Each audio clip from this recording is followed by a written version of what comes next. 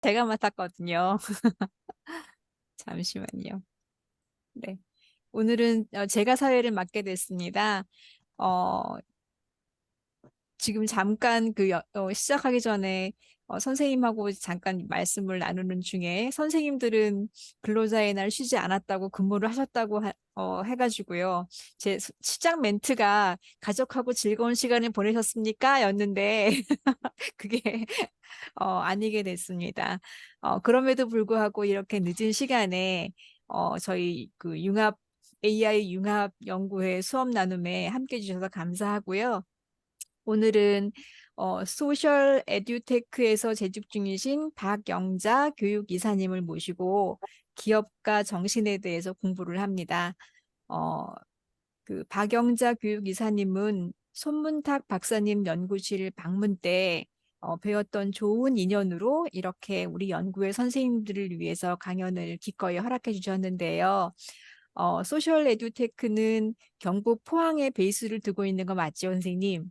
네, 맞습니다. 네, 홈페이지를 잠깐 둘러봤어요. 어떤 곳인가 아, 네. 둘러봤더니 학생들이 따뜻한 마음을 가진 창의적인 과학자로 성장해 나가도록 여러 가지를 하시는데 세 가지가 그 홈페이지 안내 인사말에 있더라고요. 첫째는 인공지능 화학교육, 그다음에 뉴럴 사이언스, 매th 아트, 그다음에 레고 사이언스 등의 생명과학 실험을 하는 일을 하고 둘째는 디자인 띵킹, 액션 러닝을 통해서 기업가 정신을 함양하고 셋째는 탄소 중립, 그다음에 사회 및 투명 경영에 대한 이해와 문제 해결 방안을 토론하고 실천하는 교육 활동을 하고 계셔요. 네. 어, 여러 가지 요즘 현 사회에서 굉장히 필요한 일들, 정말 중요한 일들을 하고 계시는데요. 오늘 그런 학생들에게뿐만 아니라 저 개인적으로도 기업가 정신에 대해서 공부가 많이 필요해서 선생님의 기대가 정말 이야기가 기대됩니다. 박영자 교육 이사님을 큰 박수로 맞아주시기 바랍니다. 안녕하십니까. 네네. 안녕하세요. 안녕하세요. 네. 안녕하세요. 네. 안녕하세요. 네. 시작하도록 안녕하세요. 할까요? 네, 네, 시작해도 안녕하십니까. 됩니다. 네네. 자, 선생님들, 제가 원래 약간은 허스키 보이스인데, 이 감기, 몸살, 코로나 이 모든 게 짬뽕이 돼서 목소리가 조금은 어, 덜 명료할 것 같습니다. 그래서, 선생님들의 열렬한 피드백이 있으면 제가 힘을 더 받을 것 같습니다. 잠깐 말씀하신 대로 저희 회사 홈페이지 첫 화면에 나와 있는 내용입니다. 그래서 우리는 과학자가 되는 아이들의 어떤 씨앗을 소중히 여기고 그 아이들을 그 과학과 기술을 통해서 사회 문제를 해결할 수 있는 아이들로 키우기를 바라는 마음을 이렇게 홈페이지가 써 있고요. 그 다음에 음, 따뜻하다라는 거는 우리가 이제 과학하면 굉장히 이성적이라고 생각하지만 주변에 그 어, 여러 가지 문제를 겪고 있는 사람들을 위해서 과학이 그들의 문제를 해결해 주는데 기여를 한다면 과학과 기술은 굉장히 따뜻한 온도를 지니지 않을까 생각을 합니다. 저희가 그저께 ESG 청소년 리더스 클럽을 발대식을 했어요. 그래서 음, 아이들이 배운 과학과 수학이 또는 그동안 배운 모든 과목들이 도대체 내가 사회에 나온 무슨 이게 의미가 있는가 사실 이런 의문들을 많이 품는 것 같아요. 그래서 요즘 아이들을 보면서 그러니까 교육이 양극화되고 있다. 열심히 하는 애들은 진짜 열심히 하는데 열심히 안 하는 친구들 중에 내가 도대체 공부를 왜 해야 되는지 모르겠다. 내가 뭘 되고 싶은지도 잘 모르겠다. 사실 이렇게 고민을 하는 친구는 그나마 나는데 약간 무기력한 친구들도 있고 고민하는 친구들도 있고 자, 그래서 우리가 배우는 공부는 단순히 점수를 줄을 세우는 것이 아니라 그걸 통해서 주변과 나를 유익하게 만들고 삶을 조금 더 따뜻하게 만들어주고 문제를 해결해 주는 것이다라고 얘기를 들려주고 싶습니다. 사실 기업가 정신도 그거의 한 일환이라고 보시면 될 것 같습니다. 기업가 정신 들어가기 전에 선생님들이 한번 채팅창에 음, 나는 요즘 고민이 뭐다. 학생들을 가르치는데 를 올려주시거나 아니면 오늘 이 수업에 조금이라도 계속 이제 안내가 떴고 공고가 떴기 때문에 이 수업에 기대하는 바가 어떤 거다 뭐 이런 게 있으시다면 간단하게 한 줄 정도 쭉 올려주시면 저한테 참고가 될 것 같습니다. 예, 맞습니다.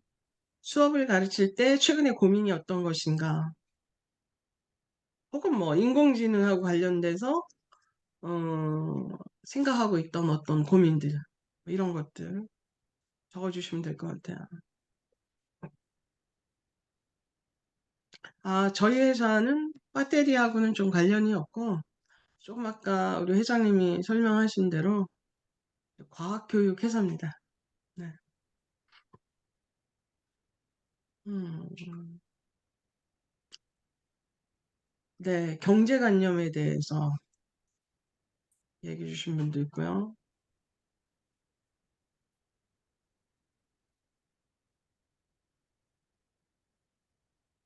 음, 이제 경제관념 이 부분은 그냥 오늘의 주제하고 좀 이렇게 많이 밀접하지 않는 주제다 보니까 제가 진짜 딱 한 가지 이런 생각을 해봅니다. 제가 이거는 참고적으로 선생님들 어떤 생각을 하시는지 알기 위해서 선생님들의 고민을 한번 적어봐 달라고 하는 거고 뭐 이걸 디스커션 할 수 있는 시간은 안 되니까 참고적으로만 하지만 경제관념은 진짜 너무 중요하다는 생각이 들어요. 그래서 사실 자식을 키우는데 가장 중요시 여기는 초점 중에 하나가 경제적으로 독립하는 아이들로 키워야 된다는 얘기를 오은영 박사 및 그 교육 전문가들이 그런 얘기를 공통적으로 하시는 것 같아요. 그래서 이런 부분은 진짜 언제 한번 날 잡아서 경제관념을 어떻게 가르쳐야 되는지는 이런 것 같아요. 공부를 많이 해도 그러니까 내가 어떤 지위에 성공을 해도 경제관념이 없다면 이 모든 것이 사실 무색한 것 같아요. 제 주변에도 이 부분에 대해서 고민을 토로하시는 어른들이 진짜 너무나 많아요. 그래서 이 부분은 우리가 너무 중요한데 그 학교의 수많은 진도들 때문에 우리 삶에서 너무나 모두가 중요한 이런 부분을 한 번쯤은 모든 걸 스톱하고 한번 가르쳐야 되는 것 중에 하나가 경제관념이라고 생각합니다. 자, 제가 한번 어떤 생각을 하시는지 서로 한번 공유하죠. 지금 같이 써 있으니까요. 그죠? 네. 음, 네, 좋습니다. 자, 그러면 수업을 진행하도록 하겠습니다. 방해되면 아빠 이어폰 끼고 할까? 괜찮아? 자, 네. 여기는 이제 제가 2019년에 미국을 다녀왔습니다. 스탠포드 대학교를 다녀왔는데, 여기는 이제 창의력의 산시라고 얘기하기도 하고, 실리콘밸리가 존재하는데, 실리콘밸리의 인적 인프라를 가장 단단하게 받쳐주는 곳이 이 스탠포드 대학교하고 버클리 대학이라고 얘기를 합니다. 스탠포드 대학교의 가장 유명한 것 중에 하나가 D스쿨이라는 데가 있어요. 이게 D스쿨입니다. D스쿨은 창의력을 가르쳐요. 자, 그들한테 창의력은 어떤 것일까? 제가 여기를 이제 찾아갔습니다. 그러면 이렇게 전 세계에서 온 사람들이 이 D스쿨을 이렇게 쭉 투어를 해요. 그리고 가서 디자인 싱킹이라는 수업을 여기서 저도 한번 수업을 받았습니다. 한국 사람들이 워낙 많이 오다 보니까 한국어로 돼 있는 것도 있어요. 영어로도 가르치지만 우리가 워낙 한국 사람이 많다 보니까 한국어로 된 디자인 싱킹 프로세스를 가지고 저희는 여기 연대 박사과정에 있는 학생들하고 같이 한 조가 돼서 저는 이제 요 수업을 진행을 했었습니다. 이렇게 보시면 포스트잇이 되게 많아요. 그리고 학교를 돌아다니는데 이 하드보드지에 이렇게 포스트잇이 붙여 있는 것이 구석구석에 세워져 있어요. 그리고 다니다 보면은 뭐 화이트보드 칠판은 곳곳에 굉장히 많고요. 무슨 얘기냐면 그들은 아이디어가 떠오를 때 노트에 쓰는 것보다는 일단 이렇게 큰 대형 화면에 모두가 볼 수 있는 화면에 아이디어를 적어가면서 프로세스를 쭉 내려와요. 생각도 정리가 되고 모든 사람들이 다른 사람의 생각에 올라타서 계속 아이디어가 도출이 되는 이런 좋은 시스템을 갖고 있어요.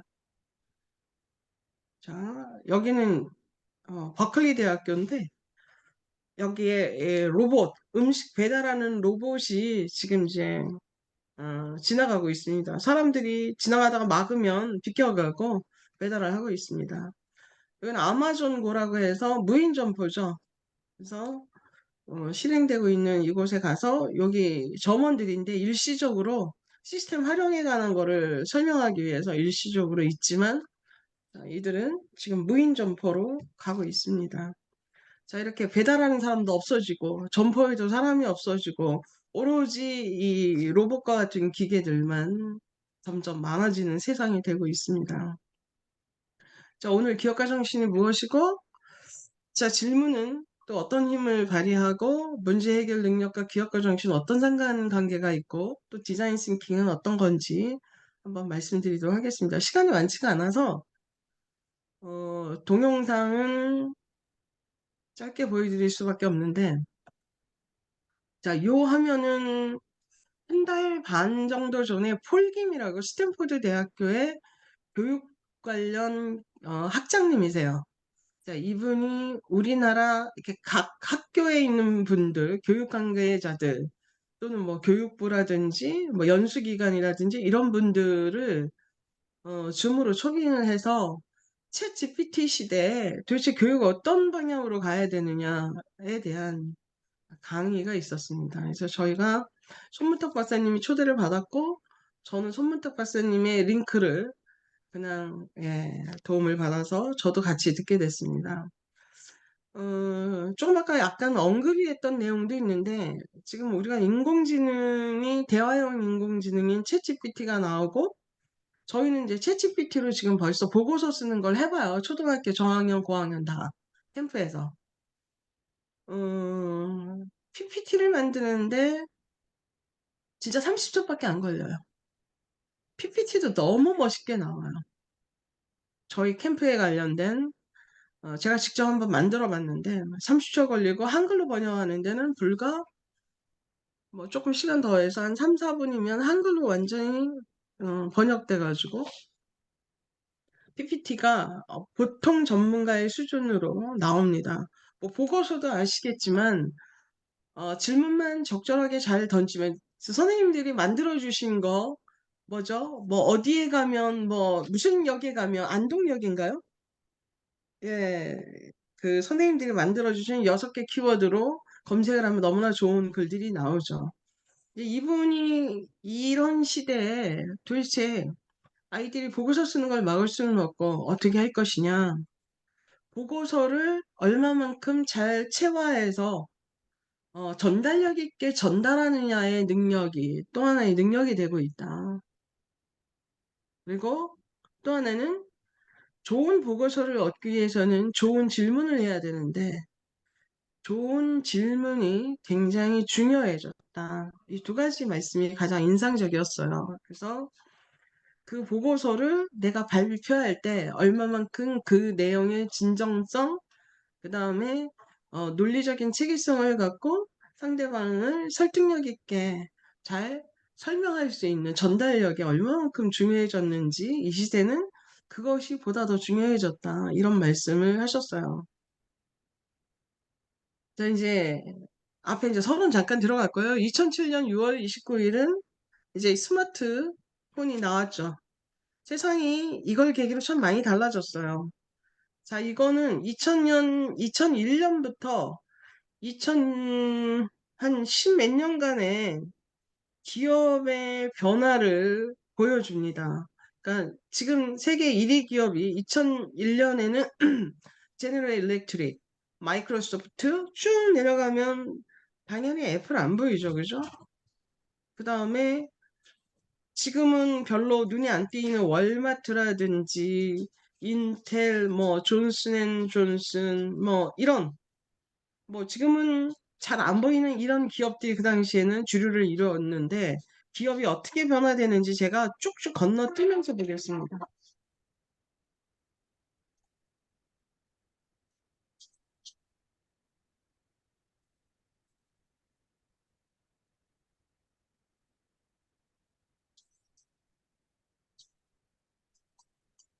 자, 시가총액의 숫자 단위도 물론 세월만큼 단위가 많이 증가하죠.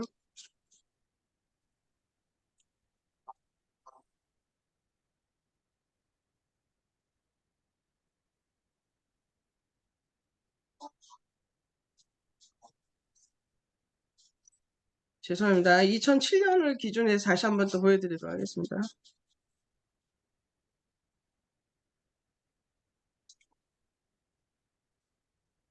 자, 애플이 무지 치고 올라오고 있죠, 그죠?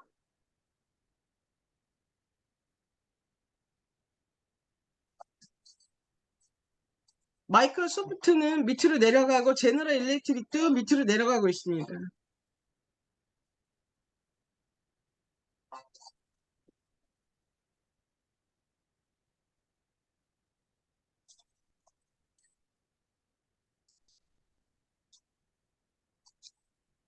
자, 그래서 조금 건너가겠습니다.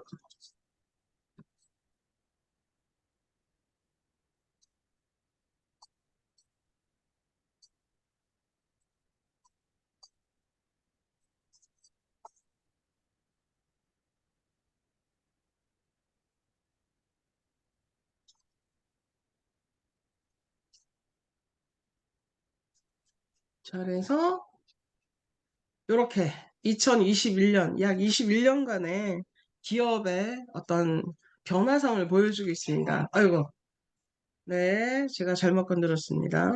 자, 그래서 사라지는 기업, 떠오르는 기업. 이게 기업만 그럴까요? 직업도 마찬가지고 또 개인도 마찬가지일 거라 생각합니다. 국가도 마찬가지고. 자, 이렇게 지금은 변화의 속도가 무지 빠른 시대에 있습니다. 더 빨라졌어요. 이 빨라지는 이 시대에 어떤 기업이 살아남고 어떤 기업이 도태하는가, 또 어떤 국가와 어떤 개인이 도태하고 살아남는가, 이 변화 속도가 무지 빨라졌다. 자, 그러는 가운데 파이낸셜 타임스가 우리가 사는 방식을 근본적으로 바꿀 5가지 핵심 기술 중에 하나를 탑1을 이걸 들었어요. 생명공학. 특히 이제 유전자 가위 기술을 들었습니다. 유전자 가위 기술이라는 거는 세포에서 특정 유전자를 잘라내서 이거를 유전자를 없애기도 하고 갈아 끼우기도 하고 뭐 이렇게 해서 질병을 없애기도 하고 생명을 연장시키기도 합니다. 크리스퍼 버섯으로 인해서 이 버섯의 뭐죠? 이걸 뭐라 그러죠? 버섯의 수확량을 죄송합니다. 버섯의 수확량을 늘리기도 하고요. 자, 이거는 이제 염소와 거미를 서로 합쳤습니다. 왜 그러냐면 우리가 방탄조끼를 짜는데 방탄조끼는 되게 질기고 가벼워야 되는데 이 아이디어를 누군가 냈어요. 거미줄을 활용하면 어떨까? 그래서 염소하고 교배를 합니다. 그래서 염소의 젖에 뭐가 나오냐면 거미줄이 나와요. 그걸 가지고 방탄조끼를 만들고 있습니다. 자, 이제 몸짱소, 유전자, 크리스토퍼로 인해서, 유전자 조작으로 인해서 몸짱소가 등장했어요. 실제 소예요. 자, 이렇게 몸짱이 딱 나왔을 때 우리는 지금까지는 이제 운동으로 이렇게 단련을 했고 또 플러스 뭐 식이요법을 했겠거니라고 생각하지만 조금 아까 보셨다시피 유전자 편집 기술로 가능해졌습니다. 그래서 이것이 운동이 아니라 이 다른 유전자에 의해서 이런 것들이 현실화되고 있다. 제가 이거 만든 이 자료는 한양대 김창경 교수님이라고 과학기술 정책학과 교수님이 사용한 자료 중에 일부를 캡처를 했습니다. 텔로미어라고 이거는 뭐냐면 세포가 점점점 노화가 되는 거는 이 텔로미어의 길이가 짧아지기 때문이라고 해요. 텔로미어의 길이가 짧아지지 않도록 유전자를 조작하는 경우 어떤 일이 벌어지냐? 우리가 200살까지 산다고 해요. 그래서 구글에서는 앞으로 지금 120세가 아니라 200세 시대가 온다라고 얘기도 합니다. 자, 그러다 보니까 김창경 교수가 이런 말을 합니다. 정책을 위반했던 고위 공무원이기도 했어요. 이분이 우리 핸드폰에 앞으로는 지금은 굉장히 다양한 게 깔리지만 전부 다 생명공학에 관련된 것들이 다 깔릴 것이다. 우리 핸드폰에 깔린 앱들이 예를 들면 뭐냐면 나의 건강을 전부 다 체크하는 거예요. 뭐 유방암에 관련된 정보를 내가 미리 받는 거죠. 나의 심장 맥박이라든지 뭐 나의 모든 바이오에 대한 것들을 다 스캐닝 해가지고 내 지금 상황에서 예를 들어서 난소암에 걸릴 확률, 그 다음에 그게 언제쯤 걸리고 걸릴 확률이 몇 퍼센트고 뭐 이런 것들이 다 가능해진다는 거죠. 이분은 이제 박종화 교수라고 이제 서울대를 그만두시고 이제 영국이라든지 미국 하버드에서 공부하신 분이신데 유전자 쪽에서는 굉장히 유명하신 분이세요. 자, 이분은 이제 요즘 유니스트, 카이스트 할 것 없이 대부분의 교수들이 창업을 해요. 학생들하고 같이 창업을 하는데 유전자 검사를 통해서 이제 암 진단 분석, 헬스케어를 만든 거죠. 그래서 이제 예측을 하는 프로그램을 만든 거예요. 여기에는 당연히 빅데이터가 있고 빅데이터를 통해서 인공지능이 예측할 수 있는 프로그램을 만드신 거죠. 그래서 매출이 500억대, 550억대에 이르고 또 하나만 만드는 게 아니에요. 여러 개의 기업을 만듭니다. 제자들에 따라서 같이 계속 창업을 하다 보니까 여러 개의 기업을 만들고 있습니다. 저 이제 이 시점에서 이제 기업가 정신이 이제 나왔습니다. 기업가 정신은 이렇게 정의하는 사람들이 되게 다양했어요. 경영학의 아버지 피터 드러커는 기업가는 유용한 가치를 만들어내는 거다. 그리고 변화를 기회로 삼는 사람이다.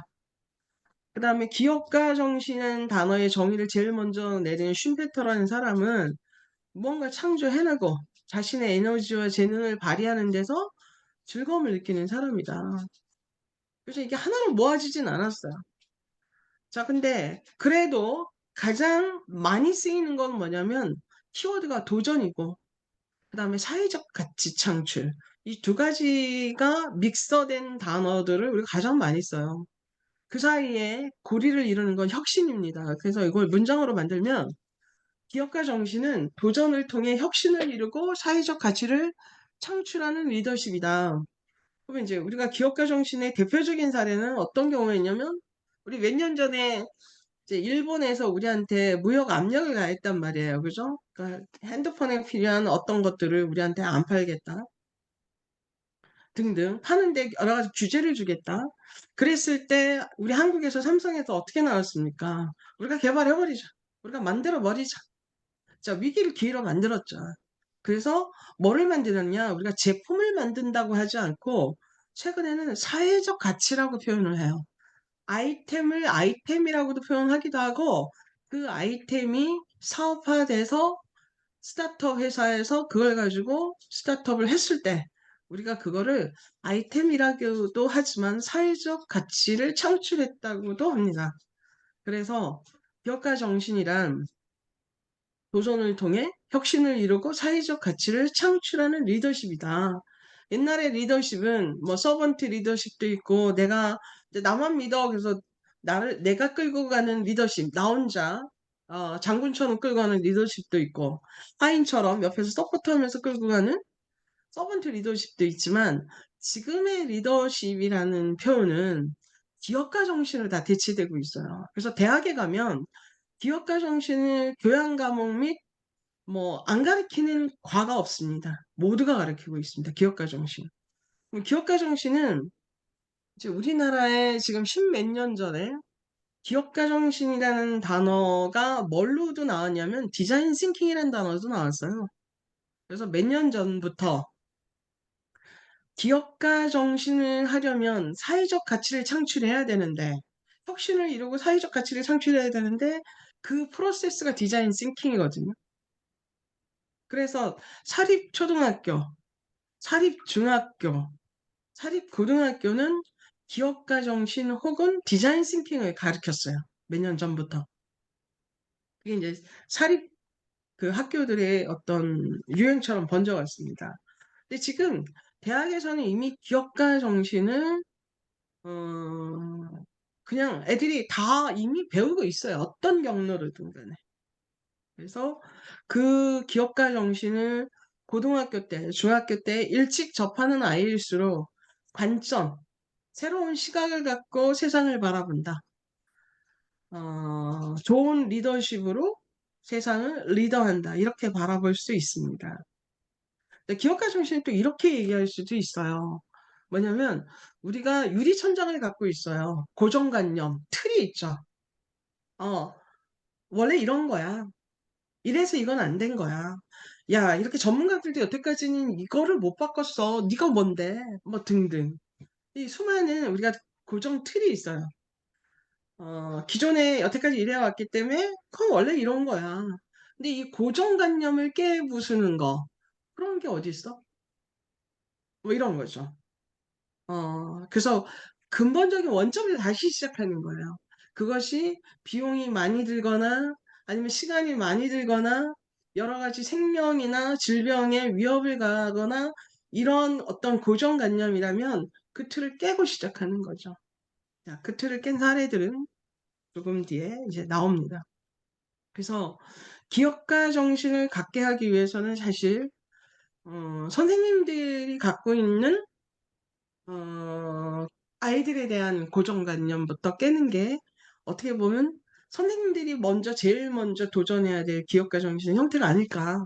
저는 개인적으로 그렇게 생각합니다. 그리고 아이들 역시 난 공부도 못하는데 나는 뭐 한데, 뭐 이렇게 수많은 조건을 다루면서 내가 갖고 있는 내 한계에 내 머리 위에 유리창을 계속 내 머리 바로 위에다 두고 내가 성장하지 못하도록 스스로 한 이 어떤 마인드셋, 이것을 깨부수는 거죠. 그래서, why not? 왜 못해? 왜 안 되겠어, 나라고? 뭐 이런 관점을 갖는 거죠. 기업가 정신이다. 그래서 기업가 정신은 태도라고 볼 수 있어요. 이 태도는 기업가들만 갖는 것이 아니라 개인이 자기 성장을 이루는데, 자기 한계를 벗어나는데, 그 다음에 어떤 작은 조직에서 어떤 리더가 또는 가정에서 우리 집은 원래 이래가 아니라 우리 집의 변화를 원한다라면 관계에서 변화를 원하고 성장에서 변화를 원하고 여러 가지 면에서 변화를 원한다면 가정에서도 기업가 정신이 필요하다. 그리고 뭐 마찬가지로 기업도 물론이지만 국가에서도 필요하다. 학교에서도 필요하다. 병원에서도 필요하다.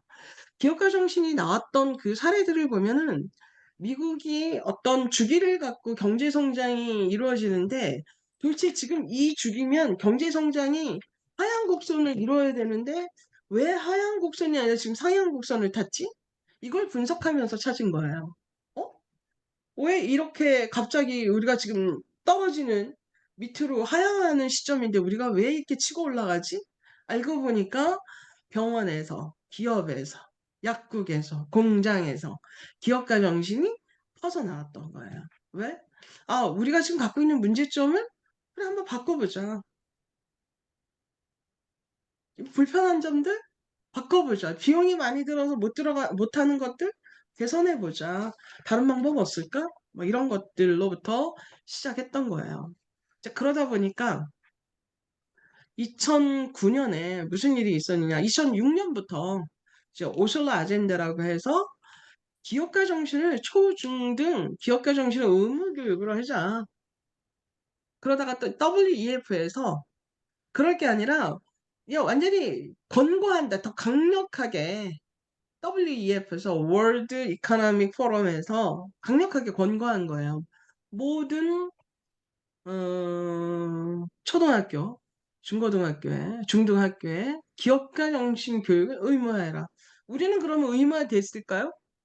저희도 의무화됐습니다. 2018년부터. 2018년부터 지금 단계적으로 의무화하고 있어요. 초등학교 때 몇 페이지, 중학교 때 몇 페이지. 저희 옆에 제철고등학교가 있는데, 제철고등학교 학생 중에 하나가 생활기록부에 기업가 정신으로 쫙 도배가 되어 있는 거예요. 그 아이는 성적이 5등급 대였어요. 5.5등급. 근데 교대에 갔어요. 교대에 간 이유가 자기는 어떤 초등학생이 되고 싶냐면 기업가 정신을 가르치는 교사가 되고 싶다. 원래 옛 꿈은 경영학과를 가고 싶은 학생이었어요. 근데 5.5등급 가지고 그것도 고대 경영학과 아니면 아빠가 돈을 안 대준다고 하니까 고대 경영학과하고 나머지 교대를 썼는데 고대 경영학과는 1차만 붙어가 2천 떨어졌어요. 나머지 5군데는 교대를 썼는데 전부 다 경영 쪽에 그 내용만 꽉 차 있는 거예요, 내용이. 근데 아이가 나는 기업가 정신을 이제 우리나라에서 2018년부터 의무화되어 있는데 기업가 정신을 가르칠 수 있는 교사가 많지 않다. 나는 기업가 정신을 가르치는 교사가 되고 싶다. 그래서 걔는 5군데 중에서 4군데 다 붙었어. 그래서 지금은 기업가 정신을 가진 인재들을 필요로 한다. 근데 이제 스탠포드 대학 같은 경우도 기업가 정신을 굉장히 강하게 가르치죠. 그러다 보니까 이런 글이 붙어 있습니다. 미국의 스탠퍼드나 MIT 출신의 상위권 학생들은 대부분 창업하고 그 다음부터는 대기업이다. 실리콘밸리 벤처기업의 최고급 인재들은 대기업에 입사하는 것은 오히려 현명하지 못한 선택이라고 생각한다. 이게 지금 어디에 써 있는 거냐면 포스텍에 써 있어요. 제가 포스텍에 써 있는 거를 사진을 찍어 왔습니다. 포스텍 안에는 대부분 이런 내용으로 도배되어 있어요. 창업하라, 혁신하라, 기업가 정신으로 무장하라. 뭐 이런 글들이 학교 전체에 도배해 있습니다. 카이스트도 마찬가지예요. 자, 그러면 스탠포드 대학은 그런다고 해요. 우리 대기업의 대학에서 몇 명 보냈어. 이게 자랑이지만 스탠포드는 기업에 들어가는 것보다는 자기가 창업하는 것들을 훨씬 먼저 선호하고 이제 기업에 간다라는 게 약간 꿀려하는 입장. 오히려 우리랑 좀 반대 입장이죠. 자, 이거는 WRI 랭킹 종합 1위가 미네르바 스쿨이라고 하는데 미네르바 스쿨이 지금 경쟁력이 굉장히 강하죠. 미네르바 스쿨은 아시다시피 학교가 없어요. 캠퍼스가 없고 전 세계 현장의 캠퍼스다. 왜? 지금은 기술과 과학이 너무 빠르게 진보하고 있고 대기업도 지금 몸집은 크지만 어떤 식으로 변화의 물결에서 빠르게 움직이고 싶어 합니다. 스타트업들은 몸집이 작으니까 굉장히 빠르게 움직이고 있습니다. 자, 그렇다면 지금 내가 배운 이 기술이 졸업하고 나면 이게 다 이미 지나가 버린 게 된단 말이에요. 그러다 보니까 미네르바 스쿨은 어떠냐면 지금 바로 이 시기에 교재도 그렇게 있지 않아요. 현장의 교재입니다. 지금 바로 이 순간 한국의 기업, 한국의 문화, 한국의 정서, 한국 사람들의 움직임들 이런 것들을 직접 보고 토론합니다. 자, 그 다음에 다시 옮겨서 독일로 가가지고 한 학기는 한국, 한 학기는 독일, 이런 식으로 7개의 전 세계 도시를 돌면서 현장을 돌고 기업을 방문하고 사람들을 보면서 이들이 현장 감각을 익히는 거죠. 예, 죄송합니다. 자, 이 학교는 전 세계 경쟁률 가장 세죠. 미네르바 스쿨. 자, 지금 왜 이런 학교가 선호되고 있느냐? 선호되고 있는 이유는 너무 빠르기 때문이에요. 변화의 속도가. 자, 여기 평가에 기업가 정신이 얼마만큼 차지하고 있느냐? 이것도 학교를 평가하는 요소 중에 하나입니다. 카이스트의 총장도 벤처 창업의 대부예요. 이분도 뭐 모든 걸 뒤집어 봐라, 거꾸로 봐라. 그러니까 고정관념을 탈피하라는 의미를 굉장히 여러 가지 각도로 얘기하시는 분인데, 카이스트의 총장이 벤처 창업의 대부다. 자, 이거는 이제 대학생이 드론을 개발을 해서 대학원 가서 교수하고 같이 창업을 해서 지금 전 세계 시장의 70%를 장악했죠. 5천 명의 직원을 두고 있는 중국의 드론은 역시 기업가 정신을 가진 교수와 학생이 만나서 이루는 창업한 스타트업 회사다. 자, 이 기업가 정신 중에 굉장히 빼놓을 수 없는 분이 피터 디아만디스라는 분이 있어요. 이 사람은 두 가지 일을 했어요. 첫 번째는 뭐냐면 엑스프라이즈 상을 하나 만들었고, 하나는 싱귤레러티 대학이라고 어, 실리콘밸리 만들었습니다. 자, 그러면 엑스프라이즈 상은 굉장히 많은 어, 분야의 상을 줬는데, 물론 이 사람 돈이 아니라 기업의 돈이에요. 자, 이거는 뭐냐면 이산화탄소가 지금 많이 나와서 지구온난화가 이루어지고 있는 이 상황에서 이산화탄소를 배출하는 걸 아무리 억제해도 이것만으로는 안 되겠다. 그래서 관점을 바꿨어요. 이산화탄소를 모아서, 전에는 어딘가 모아둬서 이렇게 잡아주는 이산화탄소 포집 기술이 있었는데, 이산화탄소를 의미 있는 어떤 제품으로 만들자는 역발상을 한 거예요. 발상 자체가 아주 다른 거예요.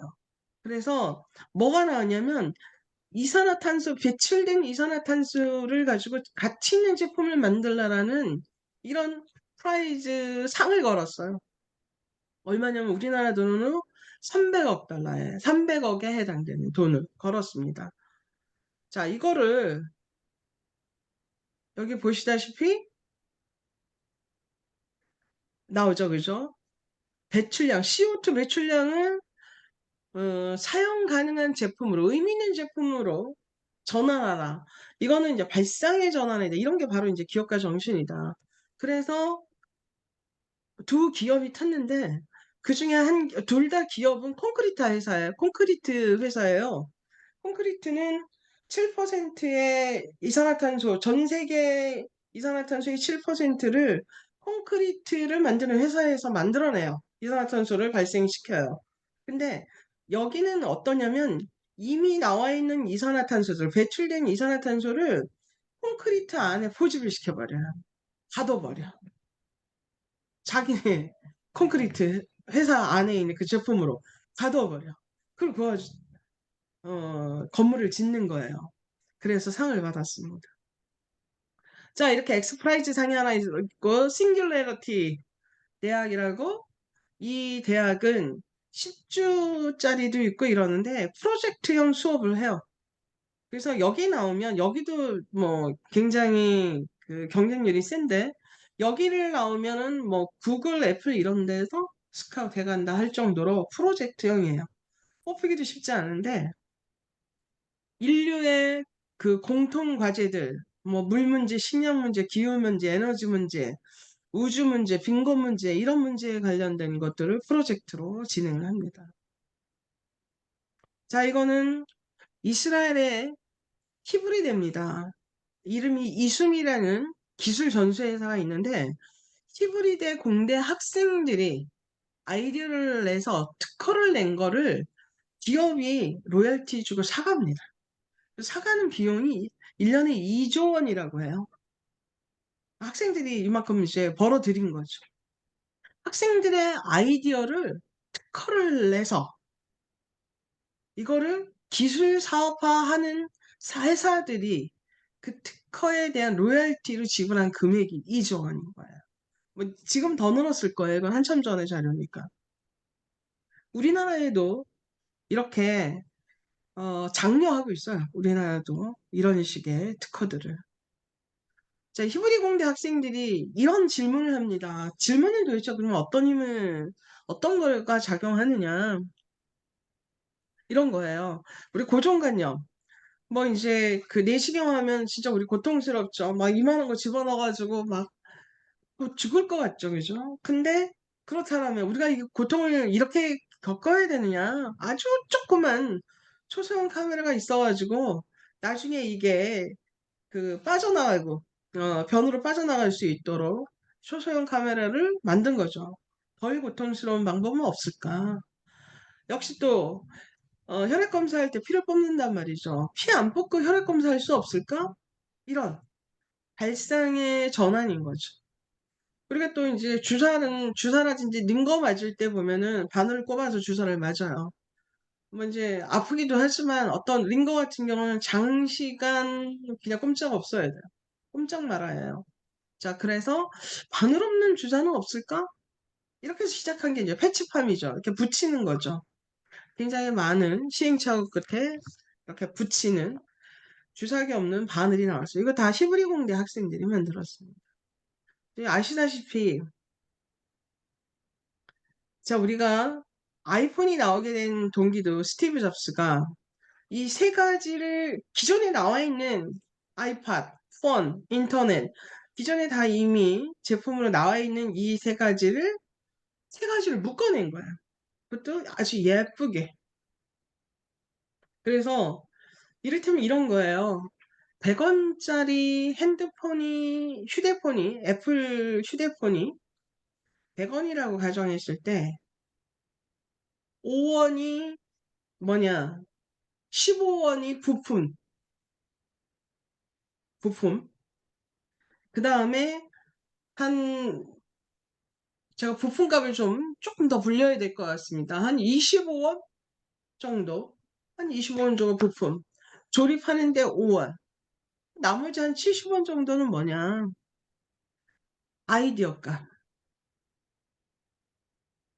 자, 그러면 우리는 부품을 만드는 사람이 될 수도 있고, 부품을 조립하는 사람이 될 수도 있고, 그 다음에 아이디어를 내는 R&D 하는 사람이 될 수도 있는데, 아까 제가 말씀드린 고정관념, 우리 머리 위에 유리천장을 걷어낸다면, 우리는 원래 조립하는 사람이야. 우리는 원래 부품을 만드는 사람이야.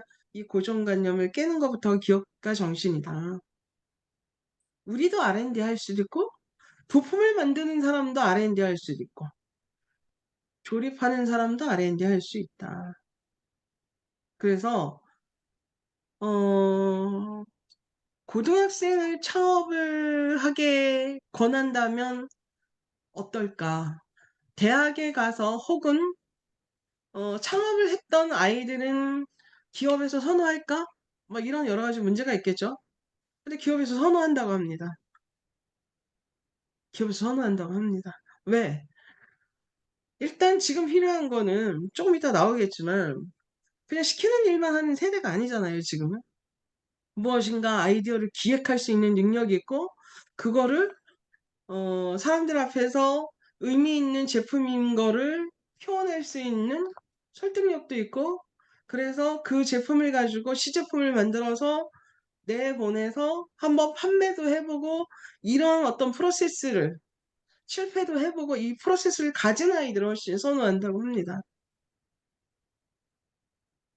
자, 이제 문제 해결 능력으로 넘어가 보겠습니다. 기업가 정신과 문제 해결 능력은 무슨 상관이 있느냐?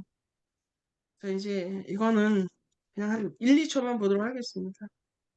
시간이 없으니까. 키바. 자, 이거는 얘네들은 24시간 일하죠. 밑에 있는 이 로봇은. 어느 장소에 어느 시간대에 무엇을 갖다 놔야 되는지 다 입력돼 있어요. 자, 얘네들은 뭐 불만 불평도 안 하고 뭐그 야근 수당 이런 거 안 줘도 됩니다. 자, 이렇게 로봇이 아시겠지만 손으로 할 수 없고 사람이 위험하고 뭐 등등 모든 일들, 힘든 일들 로봇이 진행하고 있고 또 인공지능 이제 전문가 분들한테 제가 이걸 보여주는 게 쑥스럽긴 하지만 어 지금 보시다시피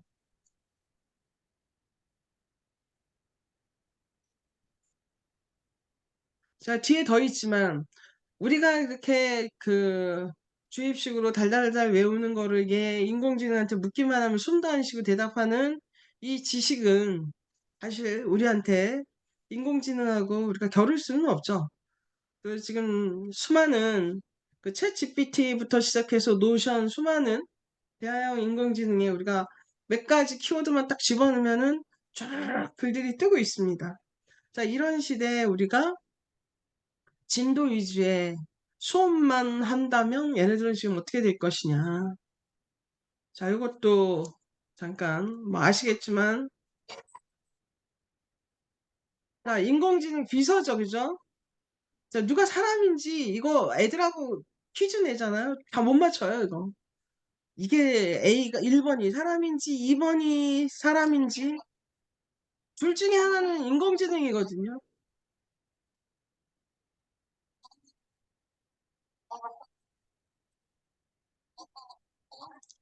자, 이렇게 해서 1번인지 2번인지 이제 1번이 인공지능입니다. 그래서 지금 이런 시대에 이 장면도 좀 보셨겠지만, 이게 소피아죠. 이게 사람이고, 그 다음에 한이라고, 소피아의 이게 남매가 나와서 대화를 하는데 서로 진짜 얘기를 한참 이어가죠. 이것도 잠깐 보실까요?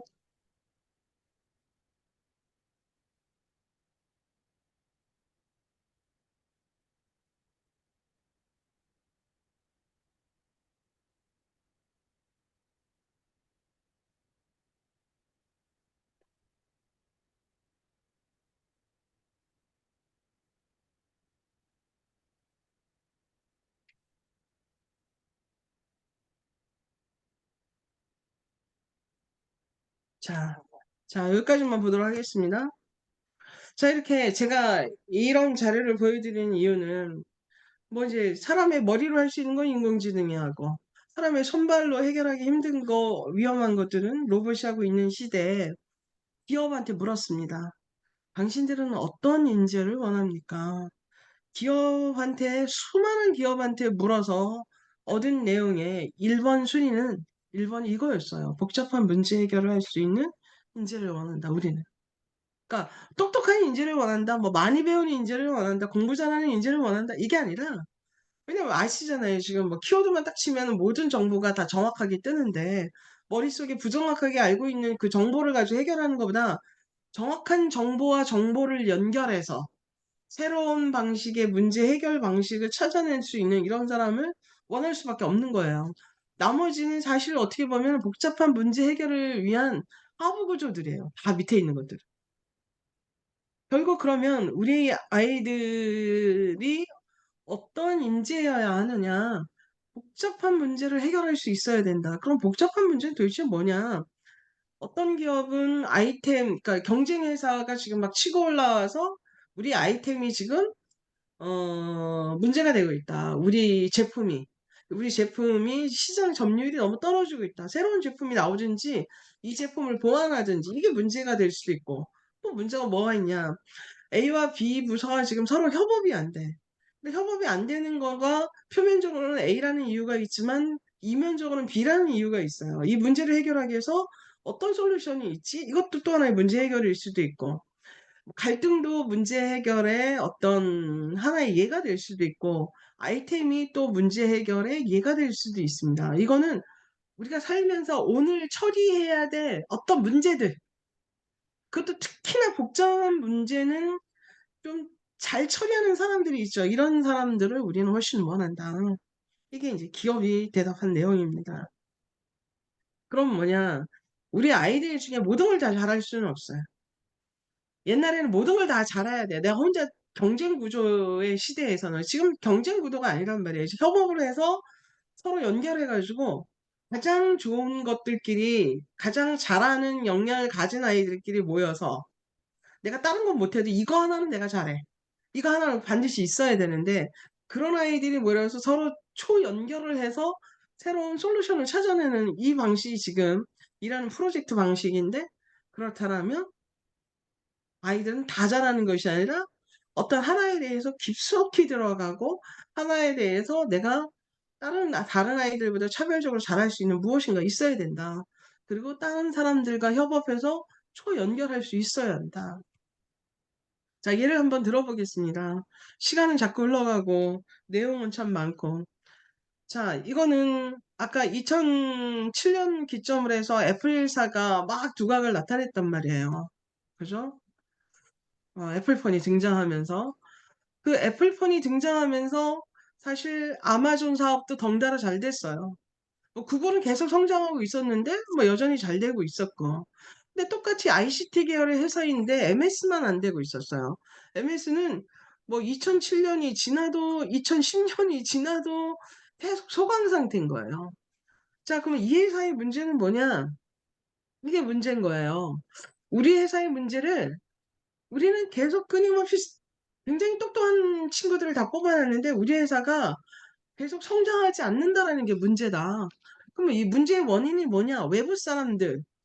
이렇게 얘기해요. 니네 마이크로소프트 회사는 니네끼리 서로 경쟁해. 내부 총질을 하는 거야. 그냥 내일만 딱 끝나면 같은 팀이라도 옆 사람 안 도와주는 거야. 그냥 내일만 잘하면 돼. 이제 이런 기업 문화가 있었던 거예요. 자, 근데 이제 사티아 나델라라는 그 마이크로소프트 3대 회장이 2013년도에 이 사람이 그 회장이 됐어요. 이 사람이 2013년도부터 되면서 어떤 일이 벌어지냐? 여기 보시면 아시겠지만 기업이 갑자기 이렇게 폭발적으로 뛰어서 1위까지 한 적도 있어요. 도대체 뭐냐? 이 사람은 복잡한 이 회사의 문제를 어떻게 해결했을까? 궁금하지 않으세요? 이렇게 해결했어요. 당신은 다른 사람의 성공에 어떻게 기여했나요에 대한 대답을 한 사람한테는 연봉을 올려줬어요. 스탁 옵션도 주고. 무슨 얘기냐? 우리 팀인데, 김대리, 이거 그 프레젠테이션 능력 탁월하지? 내 거 좀 도와줄래? 제가 도와드릴게요. 어, 과장님 대신 저기 옆에 있는 저 김 과장님하고 제가 조금 어려운데 그 과장님하고 제가 좀 이렇게 잘 일 추진할 수 있도록 좀 다리 좀 놔주세요. 좋아. 그러니까 내가 잘하는 일은 상대방 도와주고 상대방 잘하는 일은 내가 도움을 받고 서로가 서로한테 도움을 주고 받는 관계가 된 거예요. 나만 잘하는 게 아니라 내가 잘하는 일 가지고 옆에 있는 같은 팀원들을 도와주기 시작한 거예요. 그 팀의 성과가 커지죠. 팀의 성과만 커지겠어요. 팀과 팀끼리 도와주는데. 그러니까 회사 전체의 파이가 엄청나게 커질 수밖에 없는 거예요. 그래서 결국 우리 아이들한테 지금 무엇보다 더 필요한 거는 뭐냐? 타인에게 내 능력과 내 시간과 내 에너지 이것들을 줄 수 있느냐, 줄 수 있는 아이로 키우느냐. 자, 이게 몸에 밴 아이들은 자발적으로 도움을 주고 처음에는 손해보는 것 같지만 이게 조직 아무리 작은 조직이라도 아무리 큰 조직이라도 이것이 끼치는 영향은 대단히 크므로 이 사람은 클 수밖에 없어요. 그 조직 안에서. 그래서 학생들이 어떠한 능력을 가지는 것도 대단히 반드시 중요하지만 그것만큼 중요한 거는 태도다. 타인의 성장에 내가 어떻게 기여하느냐. 근데 참 이거는 대학에서도 요 내용이 꼭 들어가 있어요. 그리고 면접에도 꼭 이거 물어봐요. 너가 딴 사람의, 그러니까 어떻게 다른 사람들한테 도움이 됐는지를 면접에서 물어보고, 대학에서도 물어보고, 요즘 자소서가 없었지만 자소서에도 물어봅니다. 이 부분들이 있어줘야 된다. 자, 이제 챗GPT 아니 그 인공지능의 사례는 그럼 뭐가 있느냐? 자, 이제 너무나 잘 아는 챗GPT가 있죠. 보고서 이거 보고서 하는 능력 키워야 된다. 그다음에 이제 이 사례들을 한번 지금 쭉 말씀드리는 겁니다. 시간은 없고 한 7분 정도 나왔는데 괜찮습니다, 선생님. 어, 네. 자, 인공지능이 그러면 어떻게 기여하느냐? 자, 아이들이 인공지능을 배웠단 말이에요. 그러면 그 인공지능으로 의미 있는 여태까지 고정적인 관념을 깨고 의미 있는 사회적 가치를 하기 위해서 우리가 한번 시도를 해볼 필요가 있지 않느냐. 근데 그런 것 중에 뭐 인공지능 화가도 있을 수 있겠죠. 이 자료는 제가 올려드리도록 하겠습니다, 선생님들. 아, 그, 감사합니다. 예, 자료로 제 네네. 필요하신 분들은 쓸 수 있도록 올려드리도록 하겠습니다. 이건 이제 의생활을 바꿨죠, 그죠? 수많은 데이터를 다 집어넣고 내가 가장 잘 어울리는 것들을 인공지능이 찾아주고 있죠. 그게 옷이든 신발이든 뭐 선글라스든 이렇게 찾아주고 있죠. 이것도 사업 아이템이 되고 우리가 이걸 사회적 가치라고 얘기하죠. 전자코도 있습니다. 저희 손 박사님 만든 거랑 크기가 조금 비슷해 보이지 않나요? 인공지능? 자, 이게 인공지능인데 얘 이름이 전자코예요. 자, 호흡을 하는데 여기에다 대고 호흡을 하면 이 호흡을 통해서 이미 이 속에는 암이 있는 사람들의 그 데이터를 가지고 학습을 시켰어요. 따라서 이미 어떤 사람이 호흡을 해서 이 사람은 지금 암이 아니야. 이거를 퍼센테이지로 얘기해줘, 확률적으로. 근데 이걸 맞출 확률이 75%라고 합니다. 그래서 전자코로 암인지 아닌지 보조 진단 기계로 이렇게 활용을 한다. 그러면 이렇게 또 생각할 수 있지 않나요? 우리 아이들이 의료를 모르는데 의료기기하고 인공지능을 어떻게 연결하나요? 제가 말씀드렸죠. 유리천장을 떼라. 예, 범위에 대해서 너무 고정관념을 갖지 말고 아이들이 일상생활에서 사람들이 이런 거는 불편한데 이거 가지고 이렇게 한다라면 편해지지 않을까? 내가 갖고 있는 인공지능 능력으로 그런 것들을 살펴본다라면 우리 일상에 깔려 있다. 이거는 이제 CT 영상을 분석해서 폐렴을 진단하는 이것도 역시 이제 인공지능을 활용한 거고요. 그다음에 이제 우리가 의학을 개발할 때 굉장히 많은 연구 논문을 보고 그 연구 논문을 읽는 데만 해도 몇 년 걸리고 수많은 인원들이 그래서 거기서 의미 있고 이런 것들을 또 골라서 신약 후보 물질을 발굴하는데 그렇게 오래 걸린대요. 근데 인공지능이 진짜 단방에 해결을 한다고 하죠. 신약 후보 물질을 굉장히 빠른 시간 내에 골라준다고 합니다. 그것도 인공지능이 하는 일이었고요. 또 이제 인공지능으로 역시 이제 치료도 이렇게 하고 있습니다. 이거는 좀 약간 독특한 건데 어떤 거냐면 치타가 사라지고 있답니다. 그래서 개체수가 점점 줄어들고 있는데 이거를 인공지능을 통해서 멸종 위기에 놓여져 있는 그 동물들을 관리를 한대요. 자, 어떻게 하냐면 이런 식이에요. 발자국을 딱 보고 이 발자국에 대한 데이터를 해석할 수 있는 사람은 원주민밖에 없는 거예요. 이거 수컷인데도 몸무게가 어느 정도 되고 뭐 이런 것까지 다 알아봐요. 이 원주민들이. 거의 맞춘답니다. 그걸 가지고 학습을 시킨 거예요. 그래서 이제 발자국을 보고 이제 개체수라든지 이동 경로라든지 그래서 이 멸종 위기에 있는 이들을 관리하는데 인공지능을 활용한다고도 합니다. 자, 이거는 뭐냐면 제가 요거하고 약간 관련 있는 다른 얘기를 먼저 하자면 어떤 사람이 상추에 대해서 몇십만 장을 찍었어요, 사진을. 상추도 종류 여러 가지지 않겠습니까? 그래서 그걸 인공지능한테 입력을 시켰어요. 입력을 시켜서 뭐가 상추인지 공부를 딱 시킨 거예요. 그러고 나서 어, 제초제를 뿌릴 때 상추를 피해서 뿌리게끔 그렇게 할 수 있도록 하는 회사에 팔았다고 합니다. 돈을 엄청 주고 팔았다고 얘기해요.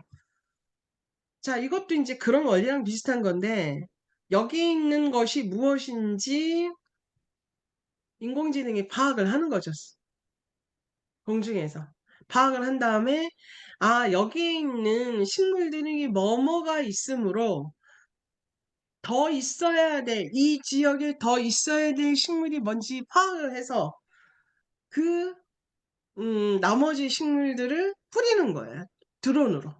자, 그렇게 되면 뭐가 되냐면 우리가 생물의 다양성이 요즘 굉장히 중요한 키워드가 되죠. 무슨 얘기냐면 코로나가 지금 발생한 원인 중에 하나도 생물의 다양성이 깨졌다. 제가 이제 아이들하고 그 면역에 대해서 공부하는데 우리 몸 그 내장에 나쁜 균과 좋은 균, 유익균하고 무익균이 있는데 유익균이 있는데 유해균의 종류가 많이 있을수록 우리 건강하다고 합니다. 마찬가지로 생물도 다양해야 지구가 되게 건강한데 그럴 수 있도록 드론과 인공지능이 서로 합작을 해서 생물의 다양성 보존을 이루도록 이렇게 인공지능이 기여를 한다고 합니다. 사실 우리 일상에 도처에 깔려 있다는 거죠. 자, 이거는 조금 인공지능하고 관련이 없는 거지만 제가 이렇게 두 칸을 집어넣는 이유는 중학생들이에요. 중학생들이 이러저러한 문제들을 해결했다. 이건 코로나 걸렸을 때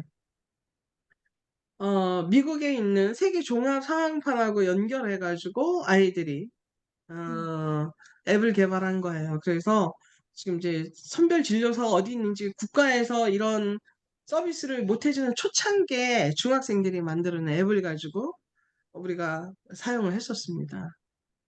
이거는 뭐냐면은 인공지능과 상관없어요. 이것도 이제 배출되는 배기가스의 배출량을 비교하는 거예요. 그래서 이제 그냥 일반 교차로하고 회전 교차로에서 어느 게 더 배기가스가 많이 나오는지 얘네들이 연구한 거예요.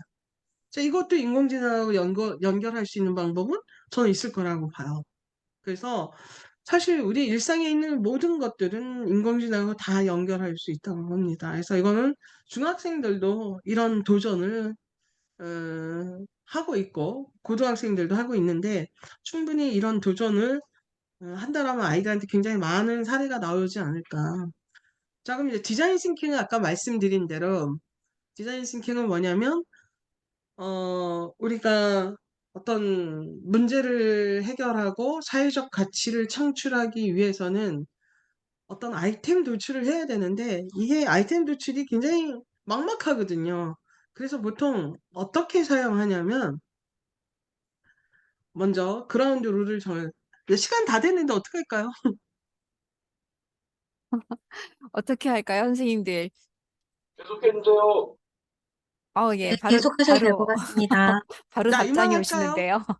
이만할까요? 아니면 한 아니요, 계속, 5분이면, 5분 계속. 정도 더 할까요? 네, 아니, 괜찮습니다. 원래 이렇게 좋은 강사는 시간 안에 딱 끝나는 건데, 시간 안에 딱 못 끝나고 5분을 넘길 것 같습니다.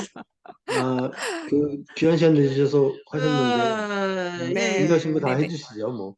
네, 이 디자인 싱킹은 아이디어 도출을 하기 위해서 이제 서로 룰을 정하는 거예요. 서로 다 아이디어 내자. 질보다 양이다. 생각나는 대로 막 하자. 내가 아이디어 냈는데 옆에 있는 아이가 내 아이디어를 보고 그 아이디어에 올라타는 것도 괜찮아요. 그거를 너 내 아이디어 베꼈어 이게 아니라 그게 굉장히 권장돼야 돼. 그리고 아이디어가 아이디어를 싹 모아가지고 막 연결해가지고 새로운 아이디어를 또 만들어내는 것도 진짜 멋진 거예요. 그래서 아이디어를 도출하는데 기본적으로 룰을 정하는 거죠. 자, 하는데 이렇게 네 단계가 있어요. 이거는 이제 스탠포드 대학에서 만든 디자인 싱킹이라는 방식인데, 어, 뭔가, 다른 사람이 불편함에 대해서 공감을 해야 돼. 저 사람 진짜 불편하겠다.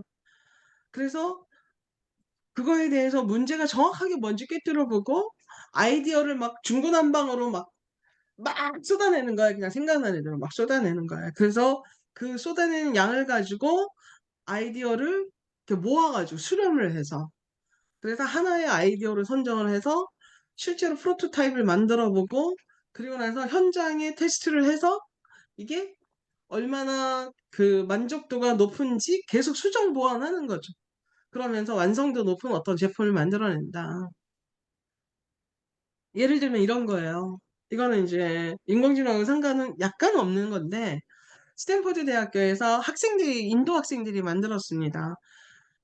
2천만 명 정도가 매년 저체중아로 태어나서 얘네들이 한 400만 명이 아가들이 죽어요. 그래서 인큐베이터 안에 들어가야 되는데 전기도 제대로 공급 안 되고 인큐베이터는커녕 병원에도 갈 수 없는 이런 사람들이 너무 많은 거예요.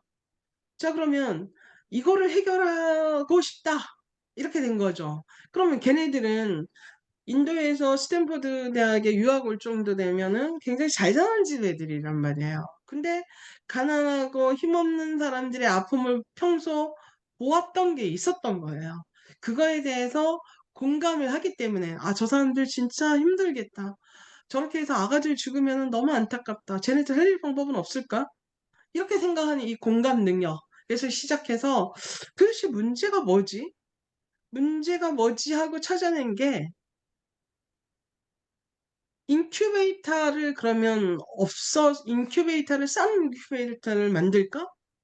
이렇게 시작할 수도 있고 완전히 발상을 뒤집어서 도대체 아가들이 왜 죽는 거지? 아가들이 죽는 이유는 인큐베이터가 없어서 죽는 게 아니라 사실은 추워서 죽는 거다. 저체온으로 죽는 것이다. 그럼 따뜻하게만 하면 되네. 인큐베이터하고 상관없는 거네. 따뜻하게 할 수 있는 방법이 뭐가 있을까?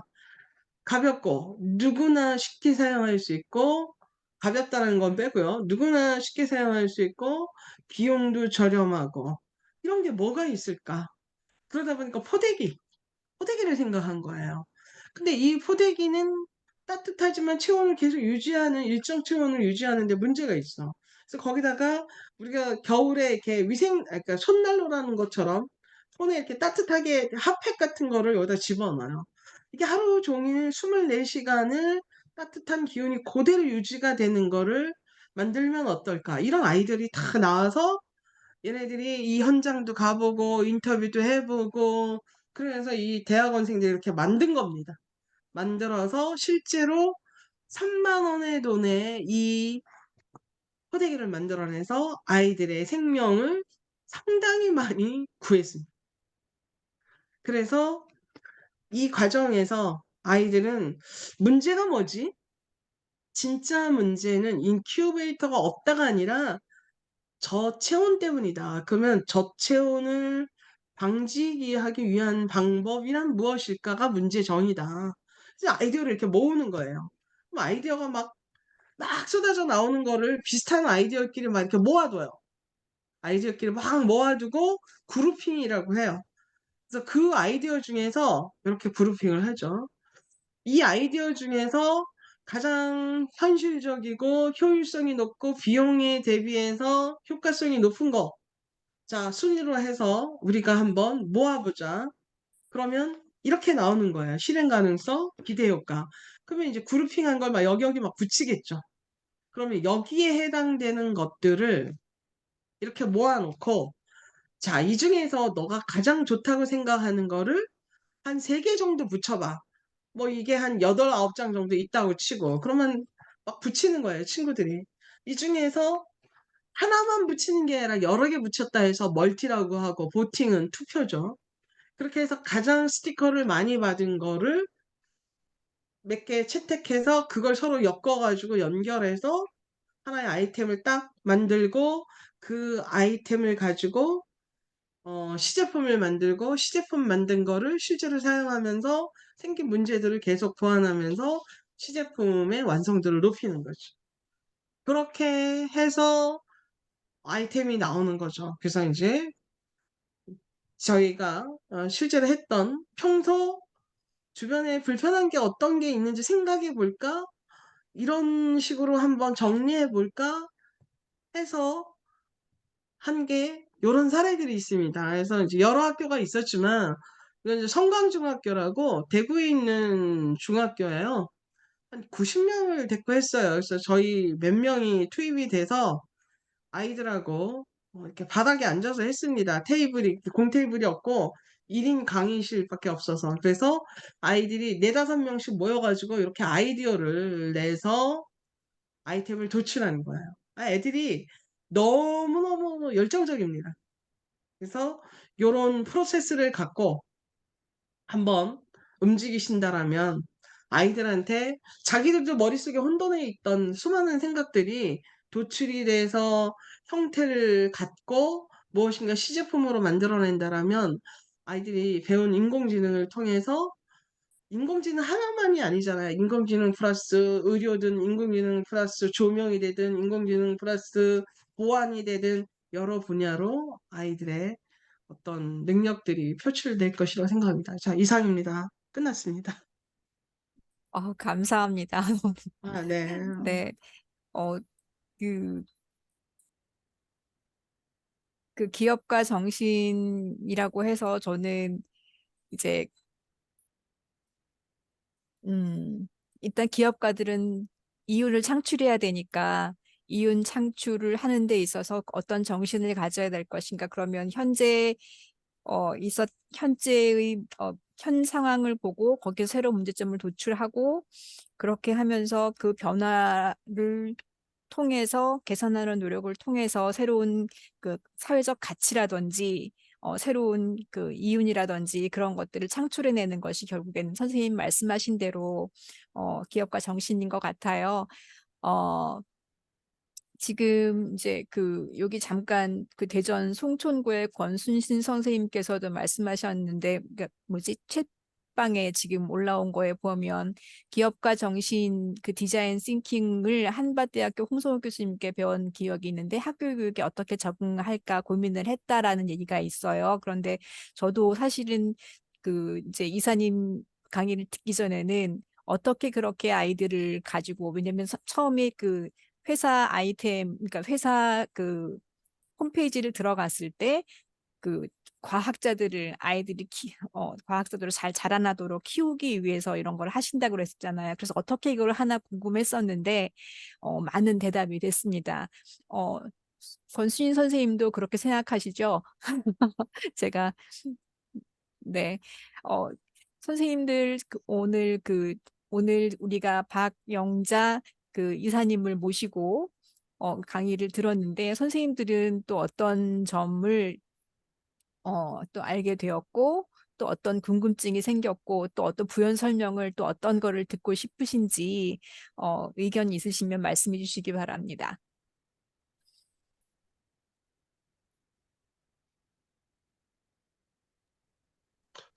제가 해도 될까요? 네, 황정호 네. 선생님, 네, 말씀해 예, 주세요. 먼저 귀한 시간 내셔서 해주셔서 음, 너무 감사드리고요. 지금 책 GPT가 이제 뭐 광풍인 거는 다 우리 선생님들도 음, 아실 텐데 그 음, 책 GPT도 처음에 시작할 때 이제 오픈 AI라는 그 스타트업에서 시작했을 때 어떤 단순한 이익 창출이나 어떤 기업가 정신보다는 무모한 도전을 해갖고 그것이 성공을 이룬 걸 보고 기존에 있던 기업에서 MS라는 기업에서 그걸 인수해서 이렇게 강폭적으로 이제 늘려서 오늘날 우리가 이렇게 전 세계인들이 이렇게 많이 하는 걸로 알고 있습니다. 그래서 우리 학교 현장에서 이렇게 보면 정말 애들의 그런 아이디어나 생각들이 상당히 소중한데 그 소중한 것을 어떻게 동기부여시킬 건가 그것이 많이 고민이 돼요. 그래서 이사님 생각에는 좀 어떻게 동기부여가 됐으면 하는가 그런 말씀 한번 듣고 싶습니다. 네. 그래서 기업가 정신을 배우는 것 같아요, 아이들이. 그래서 요 자료를 한번 선생님들이 활용을 하셔서 좀 기업가 정신이 왜 필요한지에 대해서 얘기를 한번 하고 의견을 한번 도출해 보자라고 하면 진짜 애들은 초등학교 저희가 1학년부터 대학생까지 또는 이거 사실 이 기업가 정신 강의 및 그 디자인 싱킹은 학교에서뿐만 아니라 이미 기업에서 하고 있어요. 기업에서 액션 러닝, 디자인 싱킹 또 그 뭐죠? 되게 다양한 이름으로 하고 있어요. 계속 그 직무 연수로 하고 있습니다. 그래서 아이들한테 그냥 자연스럽게 그렇게 하면서 너네도 한번 아이디어 한번 내봐. 그러면 애들이 진짜 막 어느 누구도 여기에서 물러서는 애들이 없어요. 너무 즐겨해요. 생각 외로. 그래서 자기는 이 시간 너무 좋았다. 그러니까 자기도 이런 시간인 줄 모르고 온 수많은 애들이 너무 활기차게 자기 생각들을 내놓고 다른 사람의 아이디어를 들으면서 굉장히 뭐랄까 자극도 되고 동기부여도 돼요. 그래서 저는 지금 제 요 프로세스대로 그냥 한번 쭉 끌고 나가면 애들이 그냥 디자인 싱킹에 대한 거 제가 좀 많이 잘라냈어요. 시간이 없을 것 같아서. 디자인 싱킹 프로세스를 조금 더 얹어가지고 이거는 뭐라고 해야 되나 기교의 문제는 아니라고 생각이 들어요, 선생님. 디자인 싱킹의 기교를 알아야지만 되는 게 아니라 최소한 최소한의 몇 가지만 알고 나머지는 다 몰라도 우리가 의견을 한번 모아서 그걸 가지고 이렇게 확산시키고 수렴해서 그걸 가지고 우리 한번 만들어 보자. 그래서 저는 심지어 어떤 경우도 있냐면 뭐 실, 뭐 지점토, 종이 뭐 이런 거 갖고 가가지고 얘들아 이거 가지고 니네가 시제품 만들어 봐 해도 그거 가지고 또 만들어요, 애들은.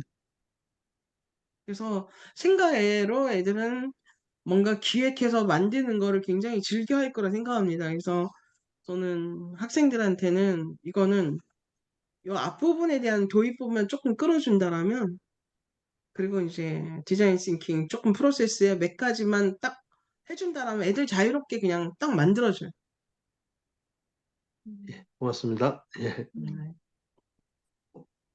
이사님, 그 책방에 보면 그 저기 대치초 이주리 선생님께서 주신 말씀 중에 교실 창업교육 4년 차입니다. 창업에 대한 아이디어 창출이 가장 고민입니다. 그리고 상품을 세상에 내놓는 펀딩 등 실질적인 방법이 고민입니다. 그랬는데 지금 아이디어 창출 부분은 디자인 띵킹이라든지 이런 네. 것들을 지금 말씀을 좀 주셨고 그런데 네. 이제 아이들이 그런 걸 만들었을 때 세상에 내는 펀딩 방법들이 좀 고민이신 것 같아요. 좀 팁을 좀 주실 네. 수 있으실까요?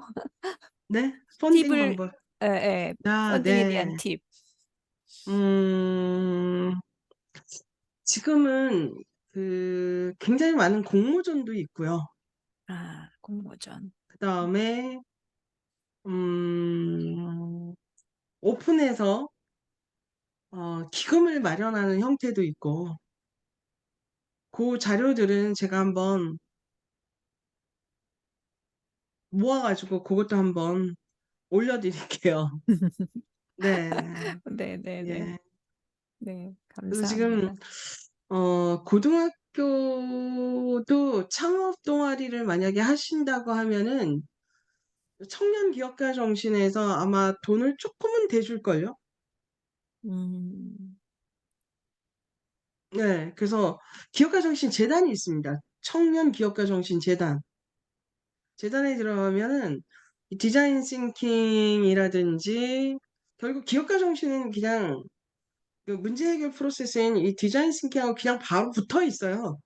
그러다 보니까 동아리 활동할 수 있게끔 돈을 지원하는 걸로 알아요. 청년 기업가 정신 재단에서. 음, 아니면 사람이 와서 수업을 하든지. 네. 그래서 그렇게 좀 지원을 받고, 만약에 이제 창업을 한다고 해도, 창업도 지금 고등학교 학생들이 창업하는 거는, 그 삼성에서 하고 있는 곳도 있고, 그다음에 아산에서 그 현대에서 하는 재단도 그런 데서도 지금 지원하는 걸로 알고 있거든요. 그러니까 제가 이제 청소년들 지원하는 것보다는 청년들 지원하는 게 우리나라는 훨씬 지금 많이 활성화되어 있잖아요.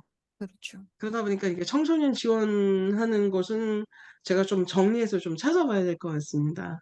음, 얼핏 보고 지나갔던 것들 있는데 제가 좀 찾아가지고 한번 올려보도록 하겠습니다. 네, 감사합니다. 또 우리 시간이 자꾸 지나가서 제가 선생님들 괜찮으시죠? 여기 백주영 선생님께서 미래는 어떨지 고민입니다. 교육 내용, 미래 준비, 마음가짐, 변화에 대한 두려움, 어떤 철학을 가지고 변화에 대응하고 계신지 궁금합니다. 이렇게 지금 질문을 아까 주셨는데, 그 이사님 강의 내용 중에서 그 아이들을 서로 협업시키면서 그다음에 내 능력, 내 에너지를 다른 아이들과 공유하고 줄 수 있는 그런 아이로 키울 수 있는가가 결국은 교육의 힘이 되지 않을까. 여기에 지금 그 답이 있지 않나 생각합니다. 어, 네. 음, 네, 여기 많이 올려주셨네요. 네네, 많이 아산, 올려주셨어요. 네, 제가 말씀드린 이 네네, 아산에서 선정되었다가 하시는 분도 지금 있고, 클라우드 펀딩 음, 있고, 네네, 동그라미 재단, 창의 재단에서는 좀 되게 많이 음, 활성화되어 있을 것 같고요. 네네, 네, 뭐 저보다 더 많이 아시네요. 네. 그러니까 네, 이제 알고 있는 것들 서로 이제 공유가 되는 거죠, 그죠? 계기로. 그렇죠. 네. 어, 오늘 그 박 이사님을 모시고 이제 이렇게 그 기업가 정신에 대해서 얘기를 들어봤는데요. 어, 오늘 연구회 오셔가지고 이사님 강의해 주시면서 강의를 강의 준비라든지 아니면 그 강의를 하시고 난 다음에 이런 소감이라든지 잠깐 한마디로 좀 정리를 해주시면 감사하겠습니다. 아, 제 소감이요? 네. 네. 일단 떨렸고요. 선생님들 앞에서 내가 수업을 하다니, 뭐 이러면서. 음, 네, 그래서 음, 많이 떨렸고, 음, 저는 이제 그 선생님들하고 교장 선생님하고 교감 선생님들하고 이제 수업을 한 적이 있는데, 뭐가 제일 고민이세요라고 얘기했을 때, 선생님들의 고민 중에 그 당시는 진도였어요, 진도. 그러니까 음, 애들마다 수준이 다르고, 진도가 다른 거에 대한 고민이 좀 제일 컸던 것 같아요. 학교 음, 선생님들이다 보니까 그 당시는 이제 초등학교 선생님도 계셨고 주로 초등학교 선생님이었던 것 같아요. 중학교 선생님 일부 계셨고 근데 이제 음 뭐라고 해야 되나 그 한 4년 전 얘기인데 제가 이제 인공지능 선생님들을 만나면서 그때하고 지금 딱 대비가 되면서 아 선생님들은 이거를 어떻게 활성화하고 싶다라는 생각을 그때 제가 좀 그런 말씀을 들었거든요. 아, 우리가 인공지능을 가리키는데 어떤 디테일한 부분에서 깊숙이 막 이렇게 들어가는 이 부분에 대한 얘기를 좀 나눴던 것 같아요.